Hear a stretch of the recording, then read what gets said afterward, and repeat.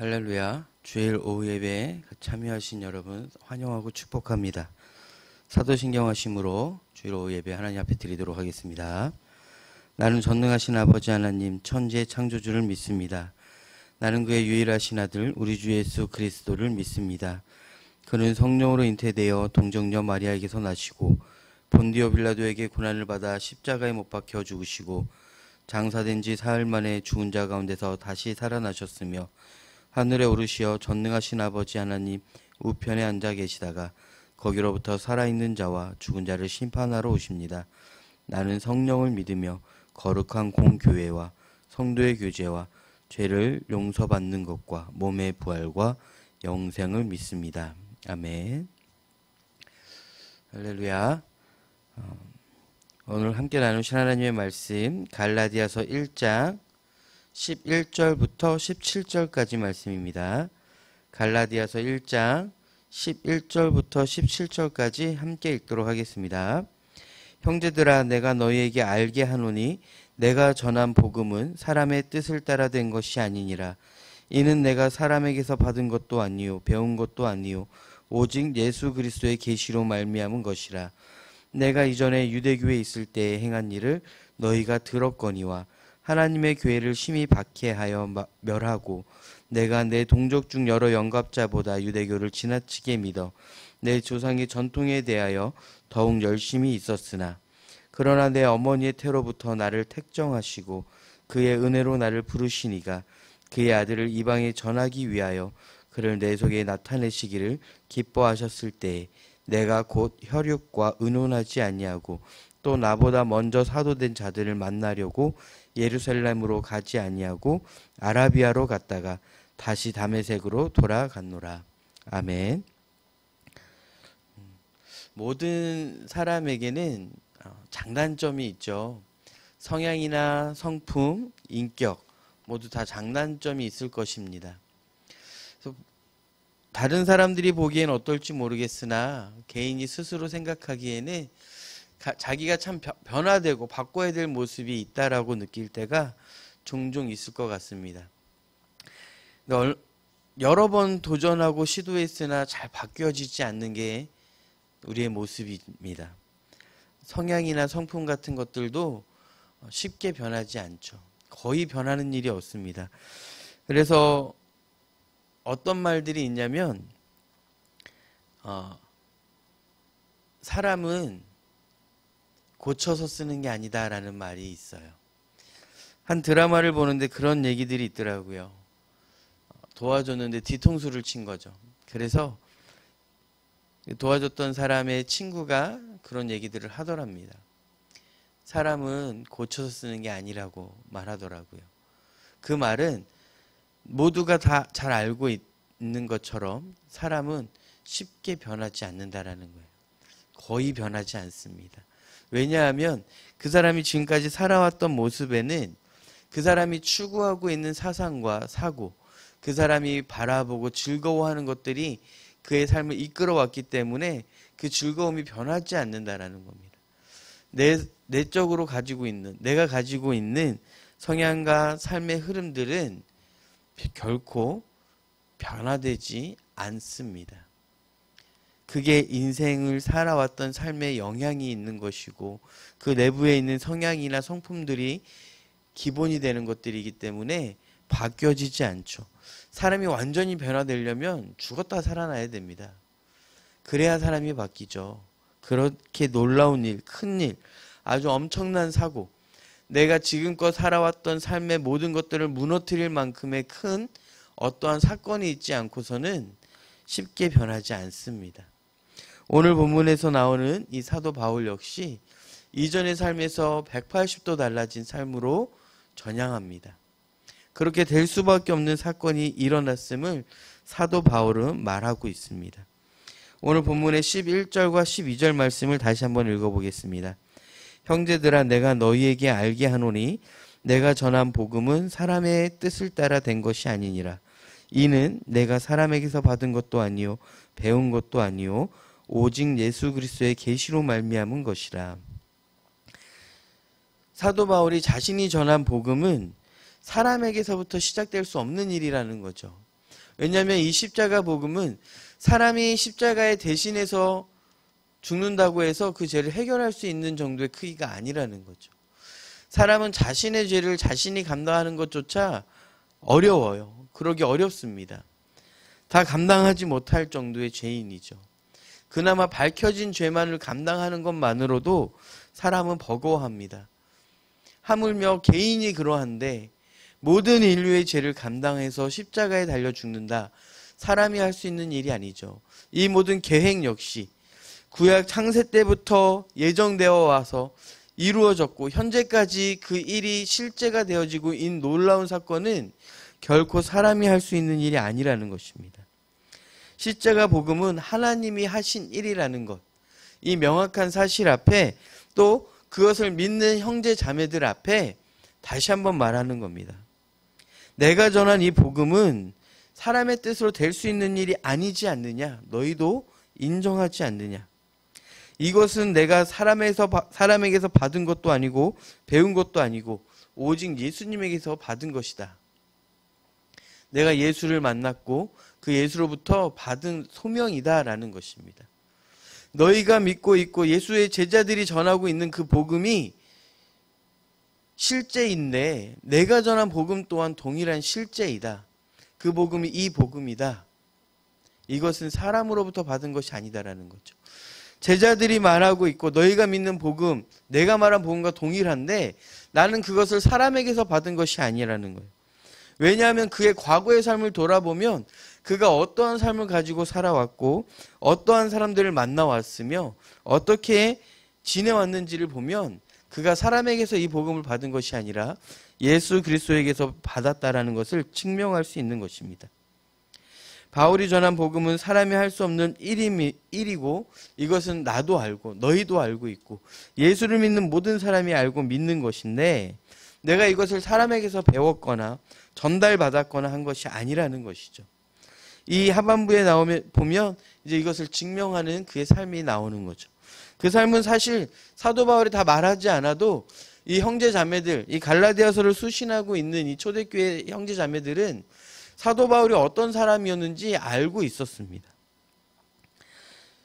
예수님의 뜻으로 그 복음을 받게 된 바울은 그 복음을 전하고 있는 것이고 지금 내가 이 전한 복음은 너희와 동일하게 하나님으로부터 예수로부터 받은 복음이라는 것입니다. 이 복음이 나를 어떻게 바꿨고 너희가 갖고 있는 복음이 동일한 복음인데 그 복음이 너희에게도 어떤 일을 할 수 있는지를 오늘 본문에서는 말하고 있습니다. 13절과 14절 말씀을 다시 한번 보겠습니다. 내가 이전에 유대교회에 있을 때에 행한 일을 너희가 들었거니와 하나님의 교회를 심히 박해하여 멸하고 내가 내 동족 중 여러 영갑자보다 유대교를 지나치게 믿어 내 조상의 전통에 대하여 더욱 열심히 있었으니. 사도 바울의 과거의 삶이 어떠했습니까? 유대교의 그 어떠한 사람보다 역사 중에 있었던 그 어떠한 사람들보다 더 열심히 따랐다라는 거예요. 사도 바울은 유대교에 있을 때 행한 일이 무엇이었느냐? 이 성도들이 아는 것처럼 하나님의 교회를 심히 박해하고 멸하는 것.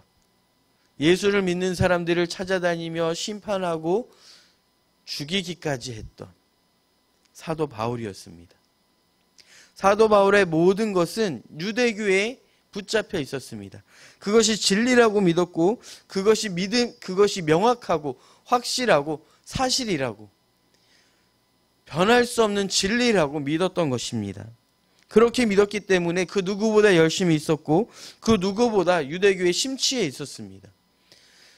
유대교의 사상과 가르침에 있어서 사도 바울의 위치는 어느 정도였냐면 당시에 가장 영향력이 컸던 율법학자 중에 가장 큰 학파의 다음 때에 대장이 될 수 있는 학파장이 될 수 있었던 이미 내정되어 있었던 사람이에요. 다시 말해서 유대 전 지역에서 유대교의 가르침과 율법에 통달한 사람들 중에서도 가장 인정받는 사람이었다라는 것이죠. 누군가가 한 자리에서 최고의 자리까지 올라가려면 결코 단순하게 어영부영해서는 결코 올라갈 수 없습니다. 지금 도쿄 올림픽이 진행 중인데 그 올림픽에 참가한 선수들을 보십시오. 우리가 상상할 수 없는 열심과 노력으로 그 자리까지 간 사람들이에요. 그 중에서도 1등을 하려면 누구하고 비교해도 부족하지 않을 만큼의 노력과 열심을 쏟아야 한다는 것은 우리 모두가 알고 있는 사실입니다. 사도 바울이 전 유대 지역에서 가장 최고의 권위자가 될 수 있었던, 또 그 자리까지 올라가게 할 수 있었던 것, 그것은 바로 그 안에 있었던 확고한 신념과 믿음이었습니다. 유대교를 향한 유대교의 율법에 대한 확고한 믿음과 열심이 그로 하여금 그 자리까지 올라가게 했습니다. 그 자리까지 올라갔다라는 것은 그가 갖고 있었던 율법에 대한 사상과 유대교의 믿음은 절대적이라는 거예요. 다른 것으로 깨트릴 수 있거나 변화시킬 수 있을 만한 가벼운 것이 아니라는 것입니다. 그것이 너무나도 명확했기 때문에 그 사명을 따라서 하나님의 교회를 심히 박해하고 교회를 멸하러 다녔던 사람이었습니다. 이 사실은 유대교에 있는 사람뿐만이 아니라 예수를 믿는 사람들도 알고 있었다라는 것이고 들었다라는 것입니다. 갈라디아서를 받는 수신하는 모든 형제 자매들이 바울이 어떤 존재인지 알고 있었을 것이라는 거예요. 이렇게 자기의 신념에 따라 교회를 박해하던, 교회와 정반대에 있었던, 예수님과 정반대에 있었던 이 사람, 이 사도 바울이 이제는 오히려 예수의 복음을 들고 사람들 앞에 선 것입니다. 과거의 삶은 사람의 뜻으로 바꿀 수 있을 정도의 가벼운 삶이 아니었음에도 불구하고 그가 이렇게 삶이 변화될 수밖에 없는 것, 그것은 바로 그가 살아계신 예수님을 만나 그 예수님으로부터 계시를 받았기 때문입니다. 그가 받은 계시는 다른 것이 아니라 예수를 모르는 사람들 또는 예수를 알지 못하는 사람과 이방인들을 향해 그가 해야 할 일이 있었다라는 것이고 그것을 전달받았다라는 것입니다. 15절과 16절, 17절 말씀을 다시 한번 보도록 하겠습니다. 그러나 내 어머니의 태로부터 나를 택정하시고 그의 은혜로 나를 부르시니가 그의 아들을 이방에 전하기 위하여 그를 내 속에 나타내시기를 기뻐하셨을 때에 내가 곧 혈육과 의논하지 아니하고 또 나보다 먼저 사도된 자들을 만나려고 예루살렘으로 가지 아니하고 아라비아로 갔다가 다시 다메섹으로 돌아갔느라. 과거의 삶을 버리고 지금의 삶으로 돌아간 이유, 지금의 그의 삶의 방향이 어디에 있는지를 15절에서 말하고 있습니다. 예수를 만나서 알게 되고 경험하게 된 것, 깨닫게 된 것은 하나님이 자신을 어머니의 태에서부터 택정하셨다라는 것입니다. 선택해 주셨다라는 거예요. 하나님이 태초에 자기를 먼저 선택하셨다라는 그 사실. 자기가 그동안 잘못 알았던 하나님에 대해서 온전히 깨닫게 되어지자 하나님을 따를 수밖에 없는 사람이 되었어요. 그 주님이 찾아오셔서 그에게 맡겨주신 사명은 그의 아들을 이방에 전하기 위하여라고 사도 바울은 말하고 있습니다. 예수님이 찾아오셔서 어머니의 태로부터 이미 나를 택정하신 상태에서 그의 아들을 이방에 전하기 위해서 은혜로 자기를 불렀다라고 말하고 있습니다. 주님이 자신을 불렀다라는 거예요. 자기의 제자로 삼아 복음을 전하게 하려고 부르셨다라는 명확한 근거를, 명확한 증언을 하고 있습니다. 자기의 삶이 이렇게 돌이켜질 수밖에 없는, 변화될 수밖에 없었던 이유는 태에서부터 이미 나를 택정하신 하나님의 은혜가 내 안에 나를 향해 부르심으로 다가왔고 이방인들에게 이 복음을 전하도록 하셨는데 이것이 사도 바울에게는 어떻게 다가왔느냐? 그를 내 속에 나타내기를 기뻐하셨을 때 하나님이 기뻐하셨다라는 거예요. 하나님의 교회를 박해하고 다녔음에도 불구하고 내 안에 찾아오신 주님이 나에게 하신 말이 내가 너에게 이 복음을 맡기는 것이 기뻤다, 기쁘다라고 말하고 있는 거죠. 그 기쁨을 경험하니 하나님 앞에 무너질 수밖에 없고 하나님의 사랑에 감동하여 탐복하여 설복되어질 수밖에 없는 것입니다. 복음은 이 정도의 사건입니다.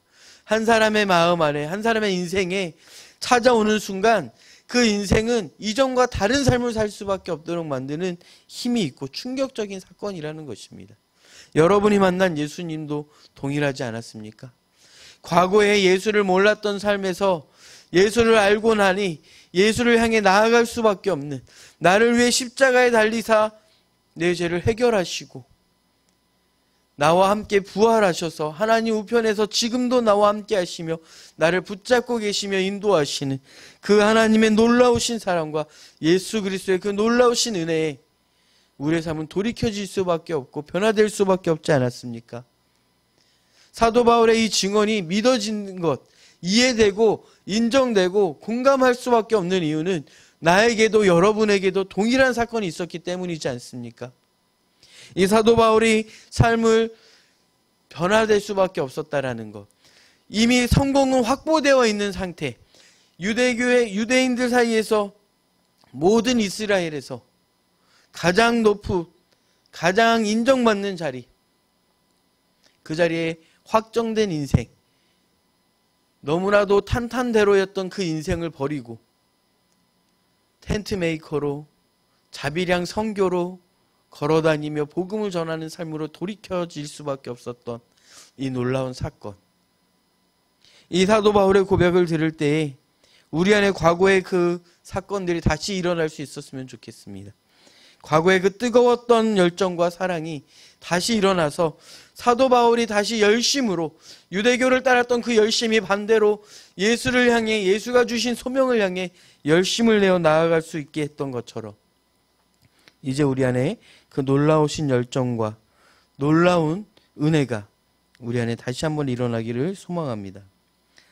자신의 의지나 환경이 아닌 하나님의 은혜로 받은 이 복음, 이 귀하고 놀라운 이 복음을 이방인들에게 전하도록 소명을 받은, 부르심을 받은 사도 바울의 삶이 어떻게 변하였는지 우리는 잘 알고 있습니다. 복음 앞에 자신의 삶을 회개하고 복음에 더 깊이 들어가게 되는 그 시간을 갖게 되었습니다. 오늘 말씀의 17절 말씀을 보면 사도 바울은 이 예수님을 만나 놀라운 경험을 하고 나서 자기 가족들에게 가서 이 놀라운 사건들을 전하거나, 내가 이제 이 삶으로 살아갈 것인데 어떻게 생각하니?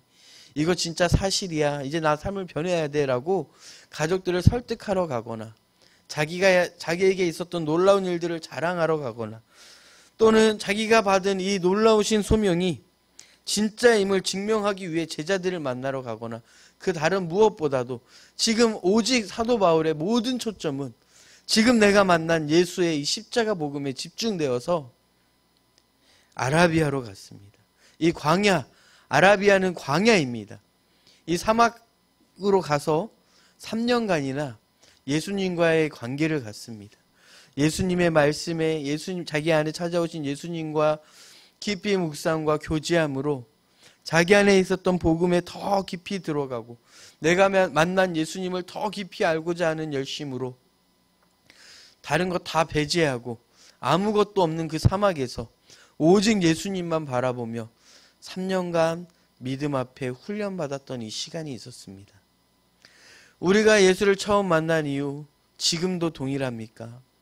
저의 삶을 돌아보면 예수를 인격적으로 만나고 그 놀라우신 감격에 한동안은 취해 있었으나 다시 예전의 삶으로, 다시 과거의 삶으로 돌아가고 있는 모습들을 종종 발견하고 지금 또한 그렇게 가고 있음을 발견할 때가 많습니다. 사도 바울과 저의 다른 점은 이 복음이 내 안에 완전히 자리 잡고 내 인생을 완전히 붙잡기 전에 그 복음 앞에 깊이 엎드리지 않고 잠깐 맛을 본 것으로 만족하여서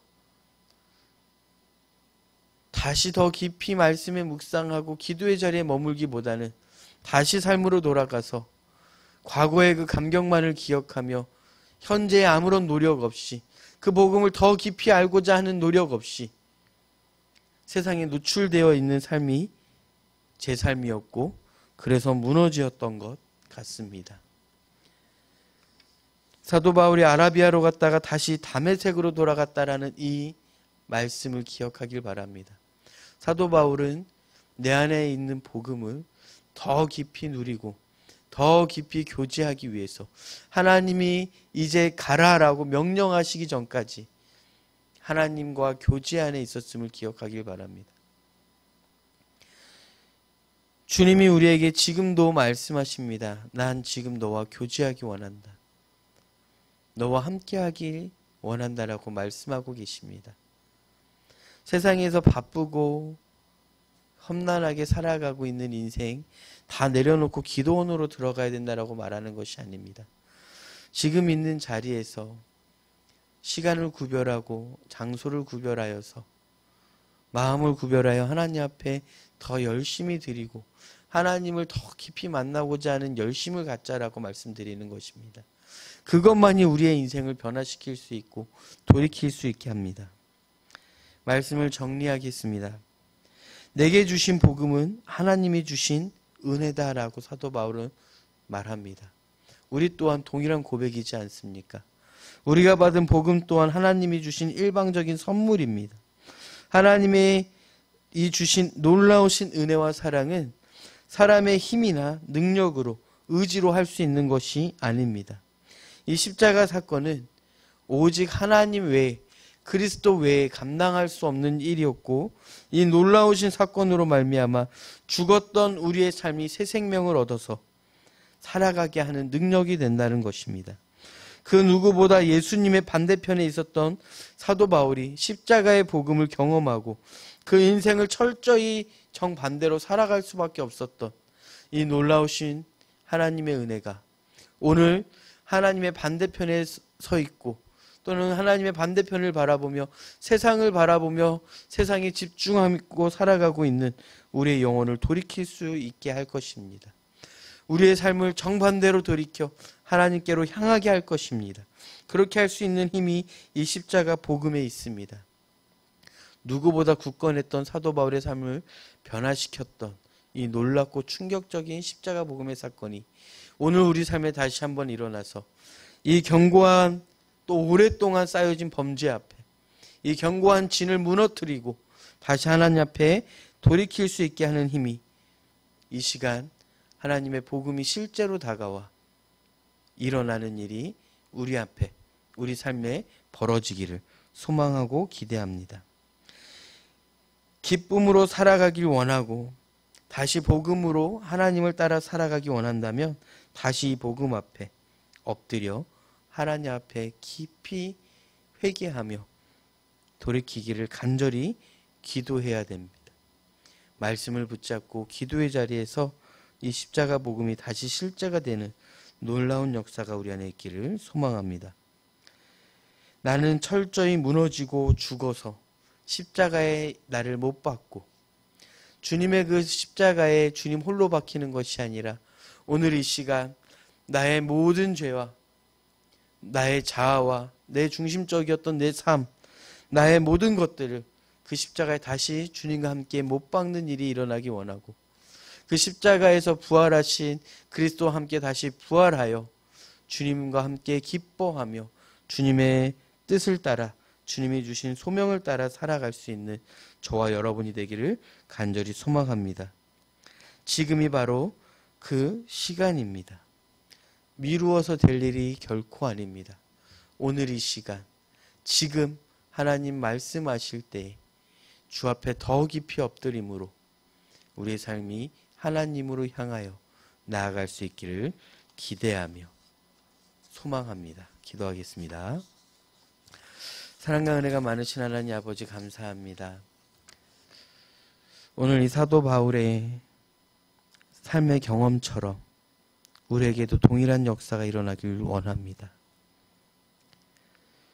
과거의 삶과 단절할 수밖에 없는 충격적인 사건, 과거의 내 성향과 내 성품과 내 기쁨들이 다 무너지고 오직 예수 그리스도의 기쁨과 오직 예수 그리스도의 그 소명만이 내 안에 나를 이끌어갈 수 있기를 간절히 소망합니다.